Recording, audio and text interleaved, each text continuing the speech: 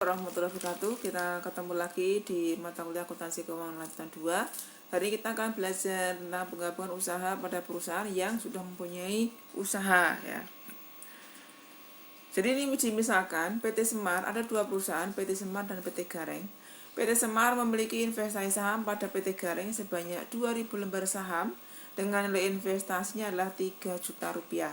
Nah, kemudian data keuangan dari kedua perusahaan tersebut adalah seperti ini. Inilah data keuangan dari PT Semar dan PT Gareng. Nah, di situ tadi tertulis bahwa investasi saham pada PT Gareng sebanyak 3 juta.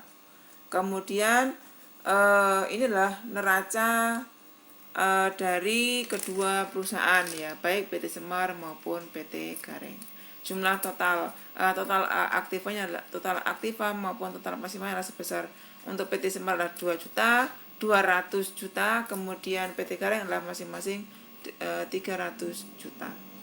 Kemudian kita lihat apabila PT Semar ingin menggabung PT Gareng dengan mengeluarkan 9.800 lembar saham miliknya, maka jurnal yang dengan menggunakan metode pooling of interest, jurnal pada PT Semar adalah yang pertama, inilah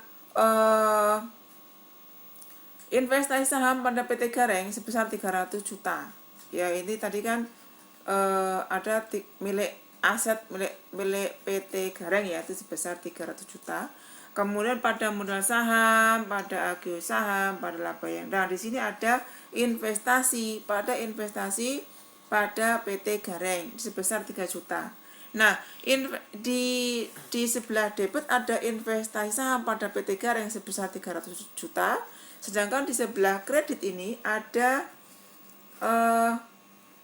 investasi pada PT Gareng sebesar 3 juta. Kenapa di sini?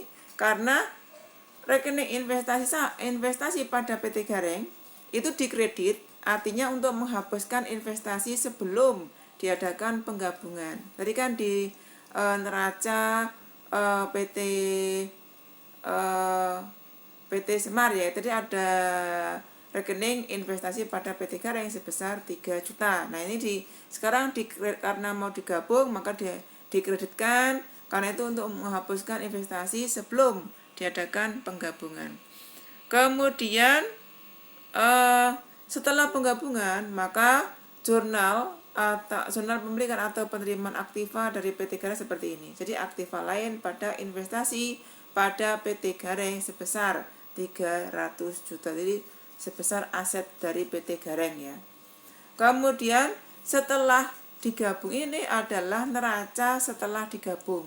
Ini jumlahnya tidak kelihatan, total pasifnya nggak kelihatan ya. Dari neraca setelah penggabung ini adalah yang pertama, ini adalah neraca milik PT Semar sebelum penggabungan ya. Ini adalah sebelum digabung, kemudian ditambah atau dikurangi dengan jurnal penggabungan. Nah, yang terakhir adalah neraca PT Semar setelah penggabungan. Itu neracanya.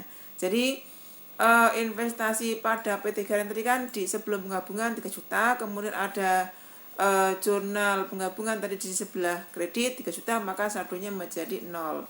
Kemudian aset itu ditambahkan, kemudian yang pasifa yaitu modal saham, agio saham, dan laba yang ditahan. Jadi totalnya 497 juta. Demikian setelah penggabungan maka ini adalah neraca PT Semar setelah digabungkan antara kekayaan dari PT Semar dengan PT Gareng ya, karena tadi dikuasai oleh PT Semar. Demikian penjelasan saya, semoga bermanfaat. Assalamualaikum warahmatullahi wabarakatuh.